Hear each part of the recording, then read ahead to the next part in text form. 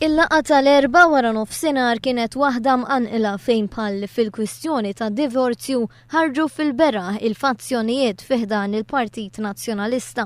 Fil-laqgħa tal-Grupp Parlamentari Nazzjonalista spikkaw l-interventi ferventi ta' deputati nazzjonalisti Jason Azzopardi u Carme Fsud Bonnici.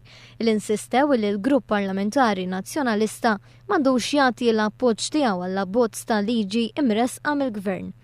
Tal-istess fema kienu l-Viċi Kap Nazzjonalista Beppe Fenekadami u d-Deputat Nazzjonalista Tony Bezzina li mill-interventi illi għamlu kien evidenti li qegħdin jappoġġjaw il-pożizzjoni ta' Azzopardi u Mifsud Bonnici. Minnaħa l-oħra l-Viċi Kap Nazzjonalista Mario De Marco der li kien favur il-liġi għal-kemm ta' wieħed xifhem illi jista' iressaq xi emendi. U għasab l-appoġġ ta' deputata Claudette Buttigieg li hija l-kellima tal-Partit Nazzjonalista għad-dialogu soċjali u l-libertajiet ċivili kif ukoll tal-kellimi għat-turizmu Robert Arrigo.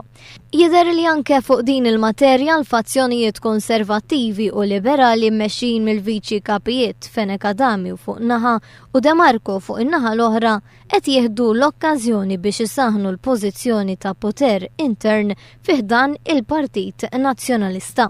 U din is-sitwazzjoni l-kap tal-Partit Nazzjonalista Simon Busuttil jidher li huwa maqbud f'mursa u għalhekk waqt li jilgħab żmien qed jitlob lil parlamentari nazzjonalisti biex ma jikkummentawx fil-pubbliku dwar il-liġi tal-Unjoni Ċivili. Taqbel ma l-abbozz ta' liġi dwar drittijiet tal-persuni. Għandi l-ewwel mistoqsija parlamentari fis-sittan. Għadna qed niddiskutu mela taf xi ġifieri għadna qegħdin niddiskutu. Fi 48 sija id-diskussjonijiet għadhom għaddejjin u ma jistax jippretendi l-gvern. Nirringrazzja aktar interess li qed tieħu fis-suġġett. Għadu mhuwiex magħruf x'pożizzjoni ser jieħu l-istess kap tal-Partit Simon Busuttil meta ż-żewġ viċi kapijiet tiegħu qegħdin jieħdu pożizzjonijiet opposti għal xulxin.